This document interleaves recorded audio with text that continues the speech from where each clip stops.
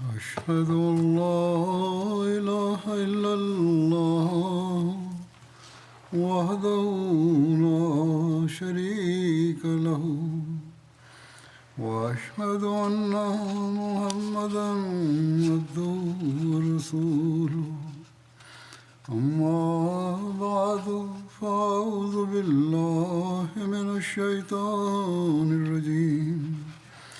بسم الله الرحمن الرحيم الحمد لله رب العالمين الرحمن الرحيم مالك يوم الدين إياك نعبد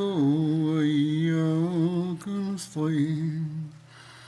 اهدنا الصراط المستقيم صراط الذين أنعمت عليهم غير المغضوب عليهم ولا الضالين。アムラウル・アサドの戦いが発生した原因と背景については前回の説教で話しました。敵対勢力がオホドの戦いの後、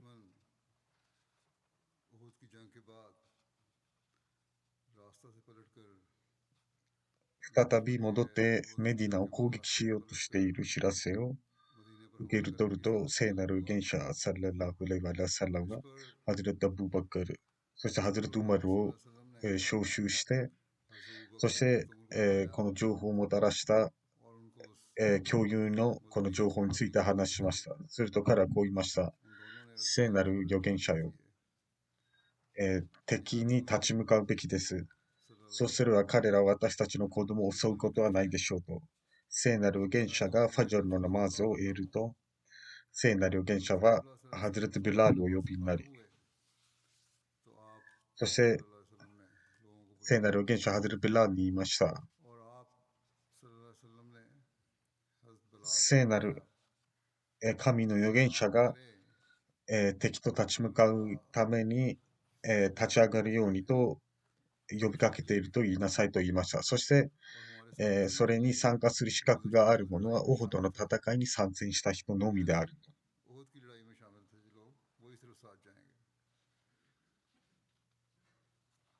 そして聖なる預言者サレラウレサラムは、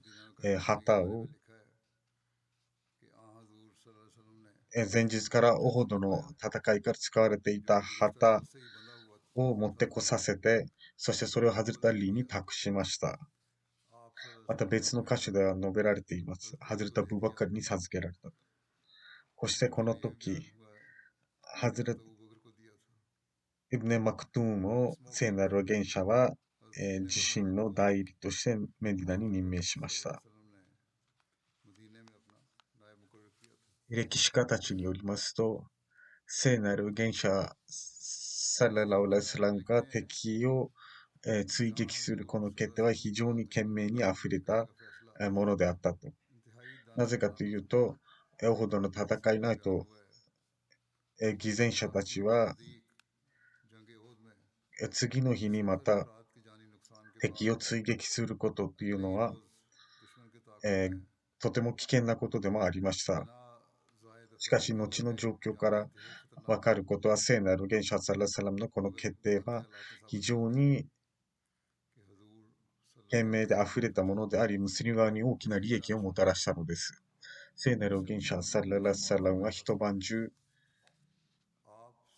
このオホドの戦いの状況を考えながら、そしてもしメディナに帰還中の、敵対者が、彼らが戦場の上で優勢にあったにもかかわらず何も得たものがないということに気づけば、彼らは後悔して、再び、引き返してメディナに総攻撃を仕掛けるだろうということを考えていました。ですから、聖なる預言者サララサランは、その軍祭に基づいて敵を追撃する決定を下しました。そしてこの決定は、選手たちの士気も非常に高めて、そして偽善者たち聖なる預言者サラサラムの決心と決意というものが、偽善者たちはそれに恐れおののいたのです。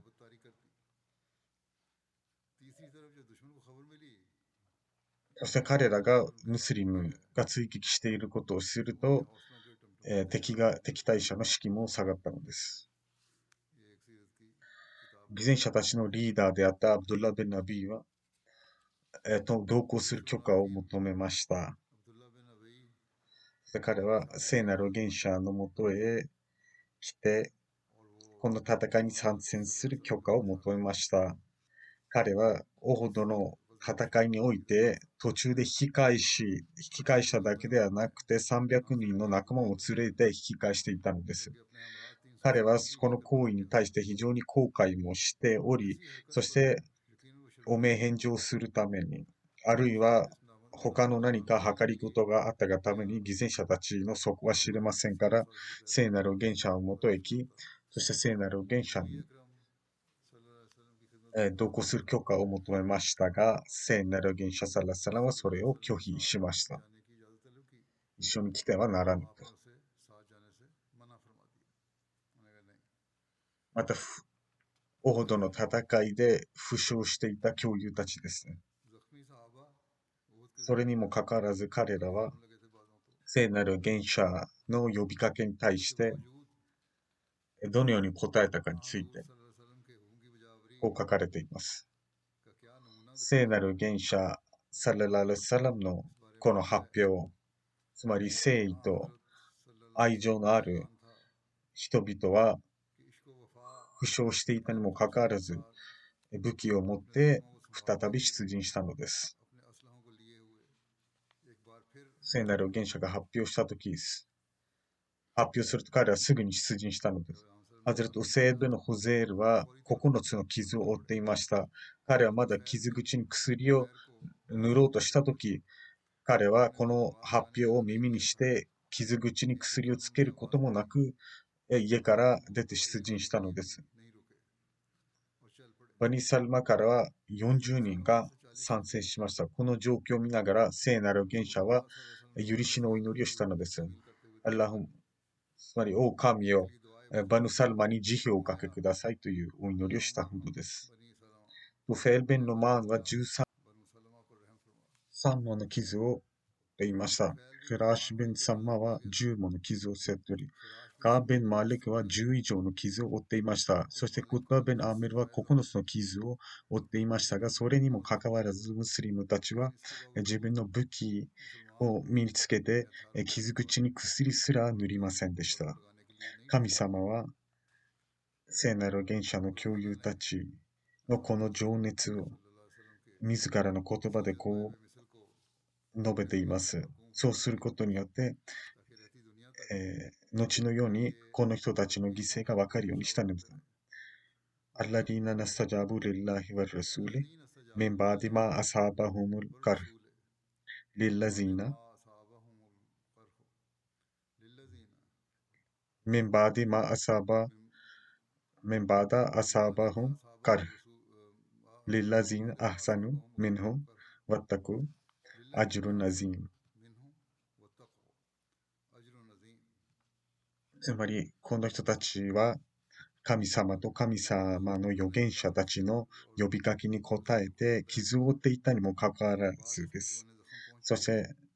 このように恩を施した人たち、そして生けを尊んだ人たちには大いなる報酬がある。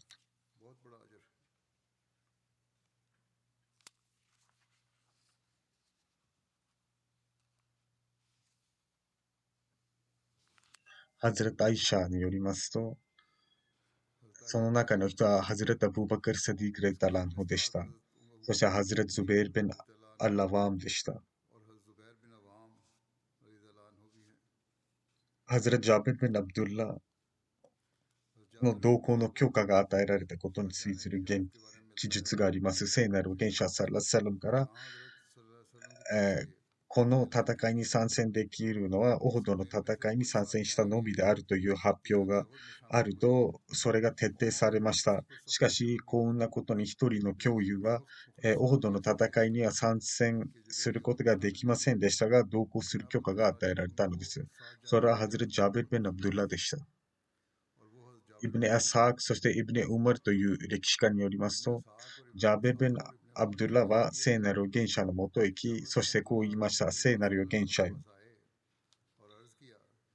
あなた、参戦した人のみが、オードの戦いに参戦した人のみが参戦できるという発表がありました。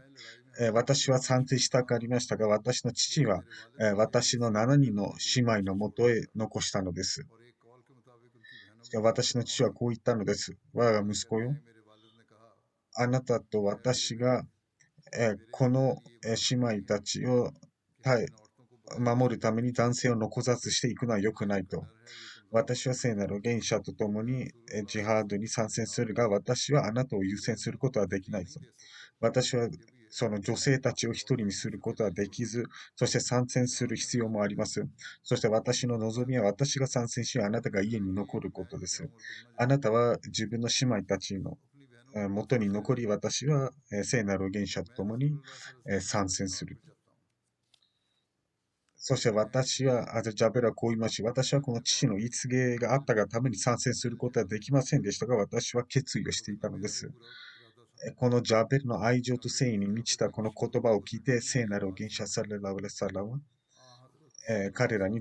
に同行する許可を与えました。そして、ハズレ・ジャベルは、非常に誇らしげにそのことを言ってました。私の他に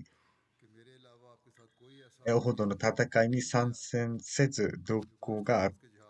の許可が与えられた人はいなかったと。多くの人がオホドの戦いに参戦しなかった人たちが同行の許可を求めましたが、聖なる預言者はそれを拒否していたからです。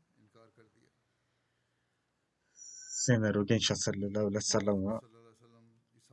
顔はまだ負傷しており、額も傷ついていました。歯も折れていました。下唇も内側から傷ついていました。そして肩も負傷していました。膝も負傷していました。にもかかわらず聖なる預言者はまずモスクへ行き、2つのラカを捧げた後、そこに人々は集まっていたので、聖なる預言者は自身の馬をモスクのドア付近で呼び寄せて、この戦いにおいては聖なる預言者のみが馬を保有していました。そして出陣すると、聖なる預言者は兜と鎧を身につけていました。そしてその中から聖なる預言者の目だけが見える状態でした。その間、聖なる預言者はハズレタ・ラビのベドゥラに会い、聖なる預言者はこう言いました。タルハよ、あなたの武器はどこですかと。ハズレタルハはこう言います。近くにあります。そう言って彼はすぐに行って自分の武器を取ってきたのです。その時、タルハは胸だけにも9つの傷があったのです。オホドの戦いで傷。そして体全体を合わせても70以上の傷があったにもかかわらずです。ハズレタルハによりますと、私は自分の傷以上に聖なる預言者サラサラムが負っていた傷について心配していました。聖なる預言者は私のもとへ来てこう言いました。あなたは敵がどこにいると思いますか、考えを聞いたのです。アブスフィアンとその仲間はどこにいるでしょうか。私はこう言いました。ビシェビの地域だと言います。聖なる預言者は私の同感であると言ったのです。そして聖なる預言者はこう言いました。つまり暗い種族に関しては、えメメッカを神様が私たちにメッカを征服させるまで、敵側は私たちに対してこのようなことは二度とできないでしょうと言いました。そしてハズレト・ウマリもこう言いました。暗い種族はこれから決して、ハジレ・アスワットを、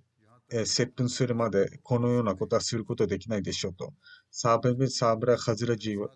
はハムラウル・アサドまで聖なる預言者サラッサラムのガイドと務めました。サーベテン・ザハークもある一説によりますとガイドをしたと言います。案内役をしたと言います。聖なる預言者サラッサラムはこの時、2人の教諭たちを先に派遣しました。情報収集のために。聖なる元首サラサラム、その詳細はです。聖なる元首サラサラは、えーサハム族のサファンの2人、セリーとノマーンのために情報収集のためにこの2人の兄弟を送りました。そして3人目は、ある部族の人物を送ったのです。その名前は述べられていません。この中の2人は、ハムラウル・アサドの場所で、クライチ族を発見して彼らは話していました。クライチ族は彼ら2人を発見し、彼ら2人を殺害してしまいました。聖なる元首アサラサランが自身の教友たちと共に出陣し、ハムラウル・アサドに野営を張ると、死体が2人のあったので、その2人の死体を埋葬したのです。この戦いにおいて、2人のアンサールの兄弟がいかに標準を示したかについて記述があります。彼らは負傷していたにもかかわらず、裸足で行軍したのです。ハズル・アブドゥル・ビン・サハル、そしてハズル・ラスル・ビン・サハル、この2人の兄弟は、バヌ・アシャル族出身でしたが、オホドの戦いから彼は帰還すると深い傷を負っていました。そしてハズル・アブドゥルラの方が深い傷を負っていました。彼ら2人が聖なる元首がハムラウル・アサドに出陣すると聞き、そして参戦しなければならない命令が届くと、1人がもう1人に神に誓って、もし聖なる元首サラサラムと共に、同行してジハードに参戦しなければ、これは大きな損失になる。これが彼らの信仰だったんです。神に誓って、しかし私たちは乗り物も持っていません。そしてこれをどのようにすればいいのかも分かりません。ハズルタ・アブドゥルラはこう言いました。私と来なさい。歩いて行こうと言ったのです。ハズル・アフィはこう言いました。私は深い傷を負っているので歩くすらままらない状況でした。しかし、兄は、ではゆっくり歩いていきましょう。そして聖なる元首に向かって歩いていきましょうと。すると彼らは何とかして歩き始めました。ハズルト・ラフェは歩くのがままならぬと彼を背負って歩きました。そしてこの2人はそれを繰り返しながら、そうしながら聖なる元首の方に向かって歩き続けたのです。彼らは衰弱してしまい、体を動くことすら難しい状態でした。しかし、イシャーの時間帯に彼は聖なる元首のもとへたどり着き、その時、教友たちは野営で、火を、焚いていました。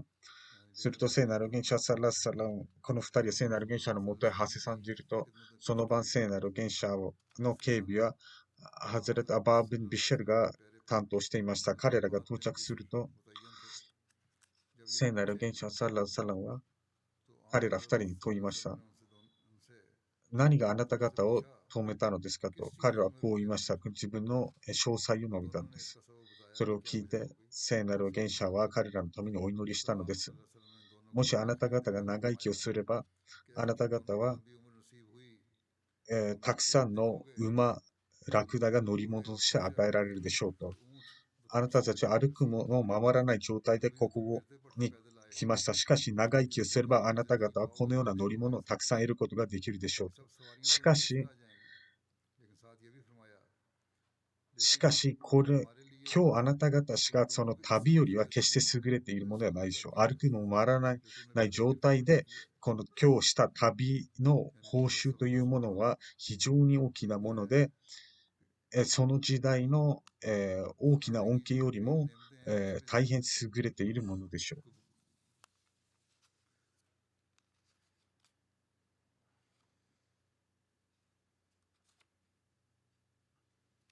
そしてまた、この出来事はハズレット・アナスのモノソによって、この2人の兄弟にあったとされている説もあります。また別の伝承によりますと、ハズレット・サービン・ウバダのおもてなしについてこう記述されています。ハズレット・ジャビル・ビン・アブドゥッラによりますと、ハムラウル・アサドの戦いにおいて、私たちの携帯職は、ナツメヤシでした。私たちはナツメヤシを食べていました。ハザルサービン・ウバダは30頭のラクダとナツメヤシを持ってきました。それはハムラウル・アサドまで私たちはそれを食しました。持ってきたラクダを2頭や3頭毎日ずつそれを食していました。夏目ヤシとともにです。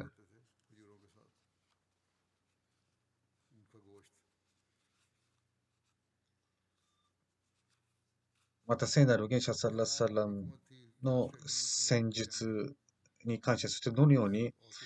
敵を撃退するかについてこのような詳細があります。敵を恐れさせるために、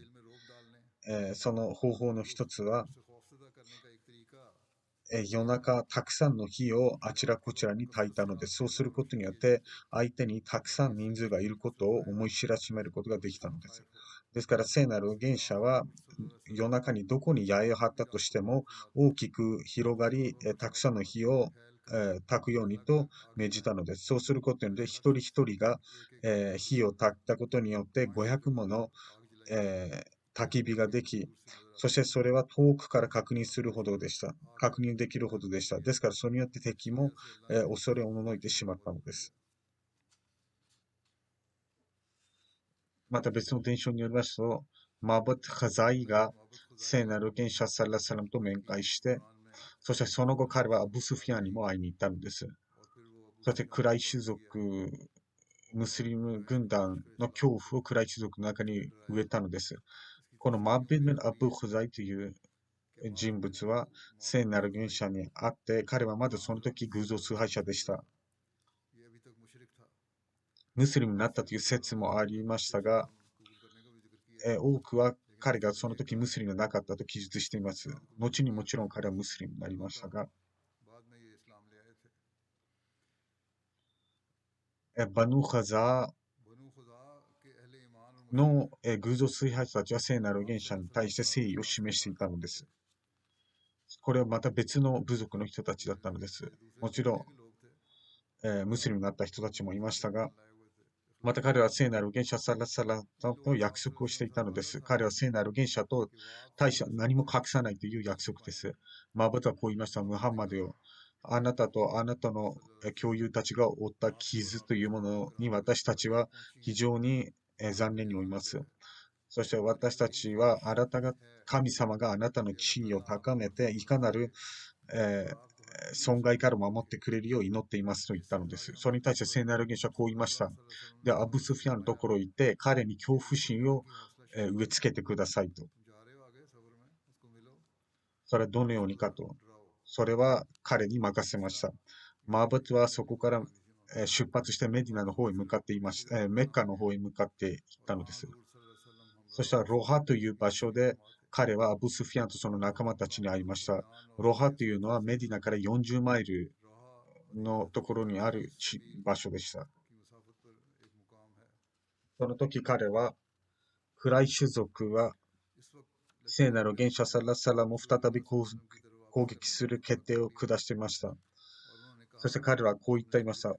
私は多くの指揮官たちを殺害しました。しかしそうではなくて、ハズレット・ハムザやその他の数人だけであり、でなければ聖なる預言者を含めて、ハズレット・アブバカラ、ハズレット・ウマル、ハズレット・ウスマン、ハズレット・アリー・ライタランはみんな存命だったです。そして他にも多くのリーダーたち、指揮官たちはオホドの戦いにおいてもまだ、生きていたからです。そして、暗い種族は我々彼らを根絶する前にそこを旅立ってしまいました。ですから戻って彼らを他の人たちを根絶やしにする必要があると言ったのです。そしてアブ・スフィアンがマーバットを見たときにこう言いました。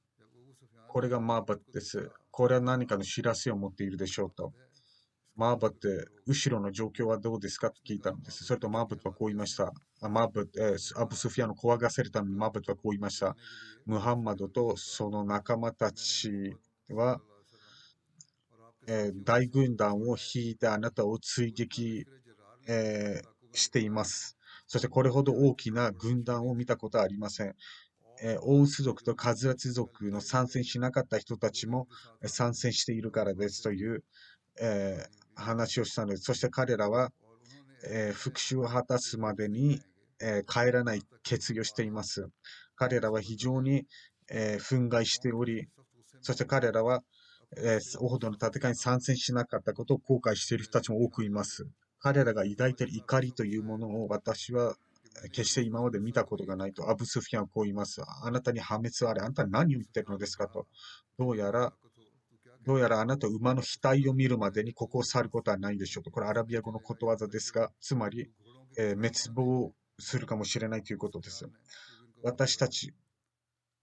私たちは再び彼らを攻撃し、根絶する決定を下しています。それとマバトはこう言いました。ではあなたは決定を変える必要があります。アブスフィアンはこう言いました。あなたはどんな歌を作ったのですかと。すると彼はこう言いました。アラビア語の詩が続きます。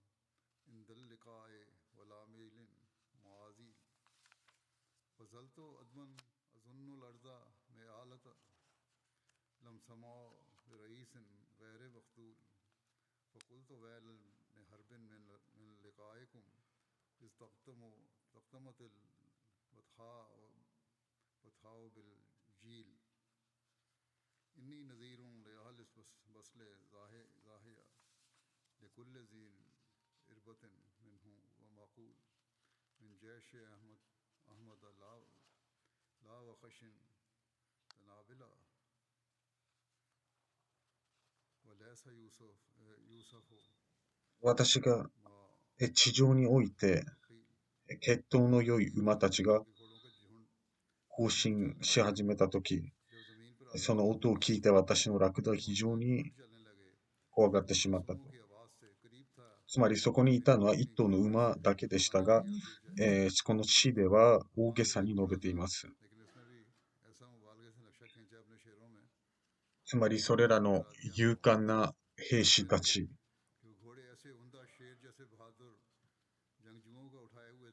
つまりそれらは勇敢な戦士たちであり、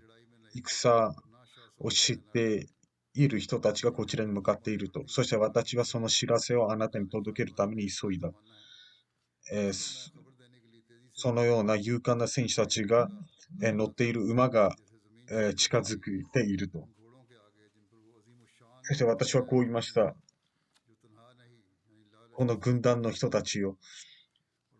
あなた方と戦うためにアブスフィアンは必ず壊滅させられるでしょう。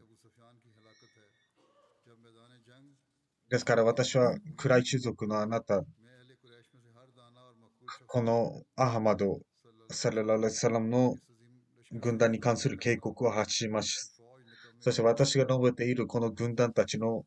恐れを言葉では言い表すことができない。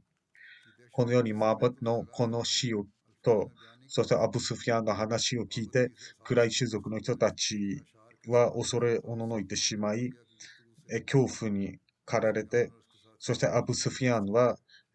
直ちに、自分の軍団を率いてメッカに帰還することが、最良であると思ったのです。これに関してもう一つリチャーチセル研究所からのノートがありますが、聖なるゲイシャサララサラムがマバッに命じた、その彼を恐怖に陥れてくださいというこの命令ですね。これは、戦略的なことであり、聖なるゲイシャサララサラムが何も言わなかったという可能性もありますし、あるいはマブではムスリムに対して同情的だったので、自らアブスフィアンに会いに行って、そういったことを述べた可能性もあります。しかし、マブが言ったことは、これは彼の考えであり、聖なるゲシャサラサラはそのように言うとは述べていません。しかし、マブが述べたこと、そして彼がした描写によって、クライ種族は恐怖に駆られたんです。そうすることによって不信者たちがメッカへ帰還する準備を始めると、そこからアブドゥル・キャスのキャラバンがそこを通ったのです。アブスフィアンのこう言いました。どこに行くのですかと。それはキャラバンこう言いました。私たちはメディナに行くと。するとアブスフィアンは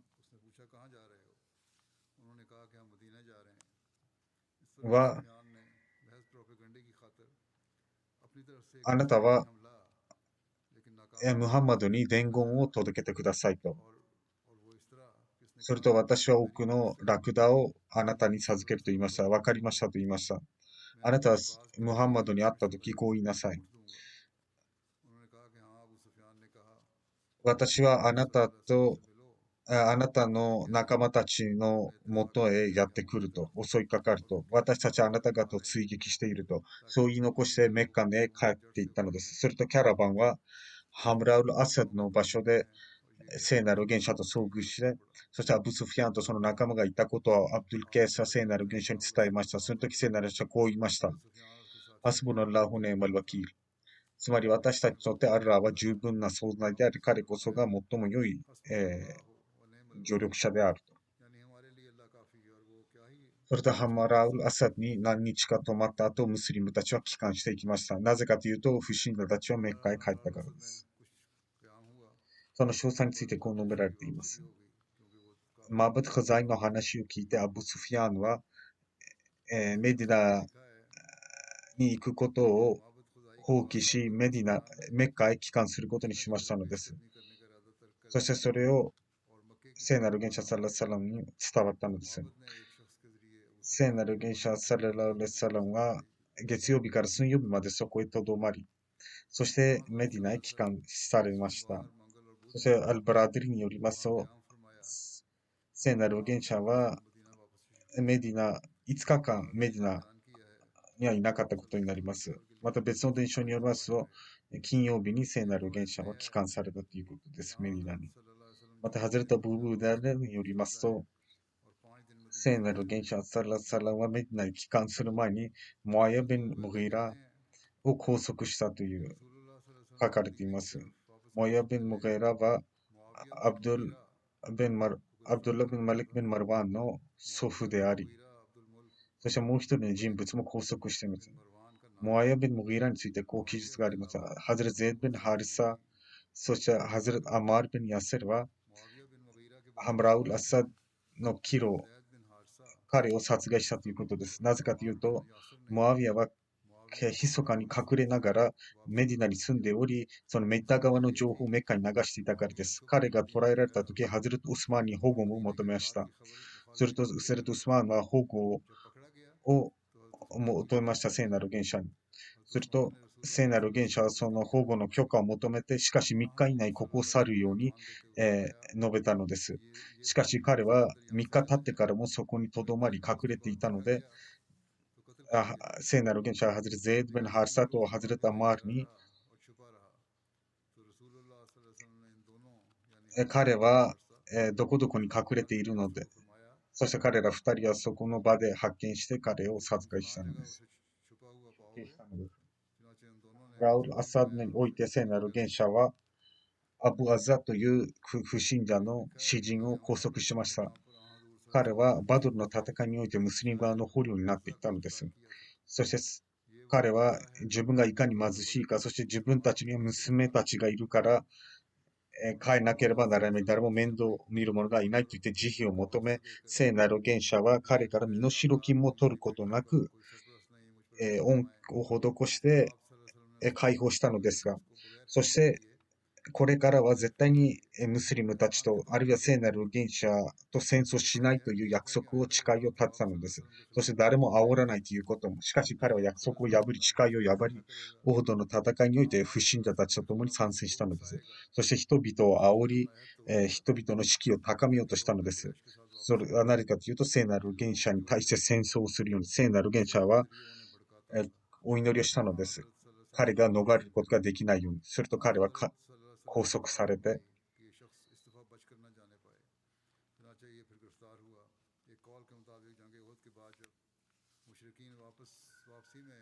それとまた別の伝承にあると、不信者たちがハムラウル・アサド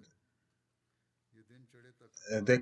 到着したときに、でそこから出発したときに、彼はそのままそこで寝たきりになっていたので、ムスリム側に拘束されたということです。アブ・アッザーは聖なる現象のもとへ連れてこられて、彼は聖なる現象を見てこう言いました。ムハンマドよ。私を解放してください。私に恩を施してください。そして私の娘たちのために私を解放してください。私は決してこれからこのような行いをしないことを誓いますと、聖なる元者はそれを拒否して神に誓って、あなたはメッカを見ることはないでしょうと述べたんです。そしてあなたはこれから、カーバ神殿において私はムハンマドを騙したということはないでしょうと言ったのです。そして聖なる元首ハズレット・アスメ・サブッに彼の首をはねるように命令しました。そしてこう述べました。信者は決して同じ、罠に引っかかることはないと。残りや詳細は次回に。お祈りを続けてください。世界情勢のために。どうか神様がすべてのアハマディア信者、すべての、策略から陰謀から守ってくれるように。また私はある葬儀礼拝を執り行いたいと思います。それはフラーズ・エマ・タヒルさんのものです。彼はオーストラリアで殉教しました。先日。この出来事について詳細があります。彼はオーストラリアのシドノー市のあるショッピングセンターにおいて、あるオーストラリア人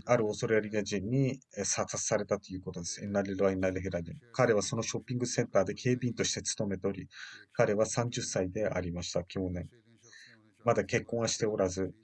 この攻撃では12人が殺傷され、6人が亡くなりました。その6人のうち5人は女性でした。フラーゼ・マッタヘルさんはラブア出身であり、2018年にパキスタンからスリランカへ行き、そこで4年過ごした後、去年、UNHCR を通じてオーストラリアへ移住したのです。彼は、警備員の資格を取ってばかりであり、彼が亡くなった日、ショッピングセンターでは、普段は夜勤をしていましたが、初めて、えーえー日勤をしていたのです。ファラーゼ・マッタヘルさんは、人々がパニックになって逃げ惑っているとき、彼はその犯人を捕まえるために前へ進み出ましたが、犯人からの攻撃に遭い、え亡くなった一番最初の一人でした。彼の家族にアハマディアがもたらされたのは彼の曽祖父であった人物がであり、彼はシャープール出身であったのです。また、祖父のスフィ・アマディアールさんは長い間アハマディア教会に奉仕していました。彼の父、バシール・エマサは2005年に亡くなっており、そして母親のラズィア・ベーガンは2014年に亡くなっています。遺族には3人の兄弟と2人の姉妹、そして祖父のスフィ・アマディアールさんがいます。詳細によると、オーストラリアの首相、そしてニューサウスウェールズの首相が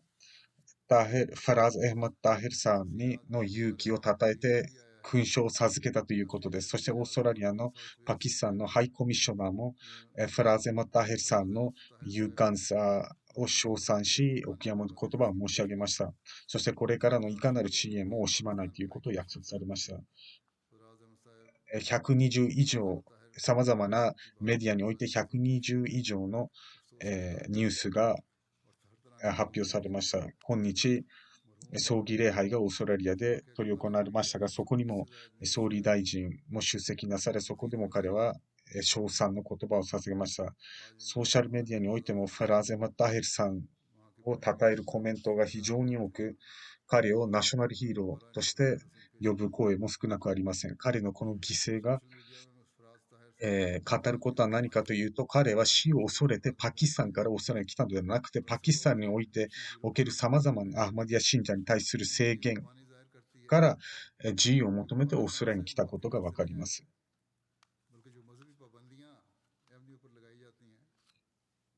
アドナン・カーテル・サテル・ホダムレンディアさんによりますと、4月21日日曜日、このショッピングセンターにおいてある式典が取り組まれて、すべての人をこの、追悼式典であり、そしてそこにはニューサウスウェールズ州の首相、そして様々なゲストたちが出席になる政府関係の人も、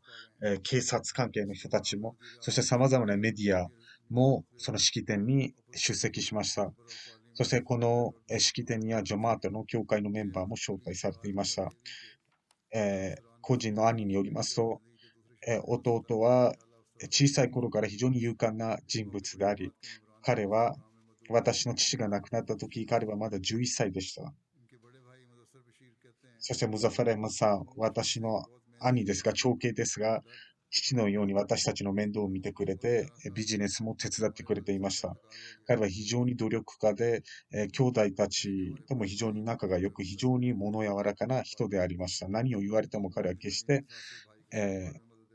不満に思うことはなく、そして、教会への奉仕も積極的に行っていました。パキスタンにいた間、そしてその後スリランカ、またオーストラリアにどこにいたとしても彼は、教会に積極的に奉仕して、カラファットに対して本当に愛情と誠意を持っていた人でした。そして彼の夢は、国籍を取得した後、まずはイギリスに行って、カリフに会うことでした。彼の弟のシェラーゼフによりますと、彼の聖クランの朗読は非常に美しく、また礼拝も定期的に行っていました。カムラムバシェフさん、宣教師さんによりますと、えー彼は本当に、教会の長老たち、そして、宣教師たちに対して敬意を払っており、何か指示があると決して拒否することもなく、また彼、短所が指摘されると、決してそれに向きになることはなく、謙虚に、自分の間違いを認めて、それを直そうとしていました。エマディ・イブラヒムという彼の友人によりますと、彼はカラファットと宗教に対する非常にリスペクトを持っていました。ジョマート・オデダーに対するリスペクトもあり、本当に彼は友達よりかは兄弟の存在でした。私が何かに対して怒ったとしても、彼は目を下にしてそれを耐えていました。本当にいつも、微笑んでいる素晴らしい若者でした。ブリスベンのサダル・ジョマーツさんによりますと、彼は3月、1週間ブリスベンに来て、そして彼は自分の友人や親戚たちに会うためにブリスベンに来ました。そして彼は全ての人に私に対して何か起こっていることがあれば、それに対して謝るといい、一人一人に謝っていました。まるで彼はあたかも自分の死をしており、それに対するみんなにさようならを言っているようでした。またもう一人の友人によりますと、彼は非常に努力家で優しい人物であり、勇敢な人物でありました。また、負傷したもう一人の警備員になりますと、犯人が店に入って人々がパニックになって逃げ惑っているとき、彼は勇敢にも彼を止めようとして前に出て、彼の前へ立ちふさがり、そして他の人々を守りながら彼は命を落としたのです。ソーシャルメディアにおいても、ファラーザ・マタールさんに対する称賛の声をたくさん送っています。クリス・マルフィーさんによりますと、自分のコメントで彼こう述べています。私は攻撃が起こる前、素晴らしい警備員の若者、ファラーゼ・マタールさんを見ました。彼は自分の、仕事を全うしている。彼は人々を守るために自分の命を捧げたヒーローです。レベッカ・アイブスさんによりますと、ファラース・タヘルさんは、迫害を逃れて自分の国からオーストラリア、自由と平和を求めてオーストラリアへ移住しましたが、彼は本当に自分のコミュニティでも活発的なメンバーであり、他の人を守りながら自分の命を捧げました。私は彼の家族と彼のコミュニティにお悔やみの言葉を申し上げますと、このように多くの人々が彼に対する称賛のお悔やみの言葉を、申しています。ジャミア・ヒディア・ラブは、マンスーレマンさんによりますと、ファラー・サヘルは私のいとこでした。彼は本当に素晴らしい人物で、5回の礼拝をちゃんと行い、そして人々にそれを進めていました。いつ会ったとしても彼は微笑みを絶やさない人で、私を弟のように扱ってくれていましたし、彼は常にお祈りをするようにと言いました。私もお祈りをしますと言っていたのです。彼が殉教した日、たまたま彼は私に電話をして、その時オーストラリア朝の4時でした。彼の長兄が彼にこう言ったのです。朝の4時、私は仕事に行かなければならないから眠った方がいいの。私は今、タハッジュッドを捧げたばっかりであり、私は皆と皆をお祈りしたと。そしてファジャルの礼拝を捧げた私は仕事に行きます。これは寝る時ではないと。これは朝のシフトの最初の日だったのです。いつもは夜勤をしていたので、これは私たちの家族の3つ目の殉教であり、まずは私の、おばの夫、2012年にカラチで殉教していました。そして私の母方のおじが2013年にカラチでまた、殉教していました。そしてフラーゼムさんもこのように殉教しました。私が言ったように以前も言いましたが、彼は決して死を恐れてパキスタンから逃れてきたわけではなくて、宗教的に自由を求めてきたんです。どうか神様が個人慈悲を与えるように、そして遺族にも耐え忍ぶ力を与えてくれるように。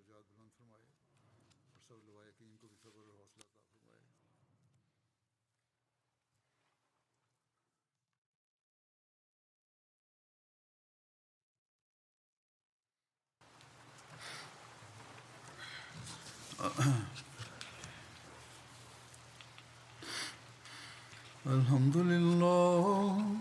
الحمد لله نحمده ونستعينه ونستغفره ونؤمن به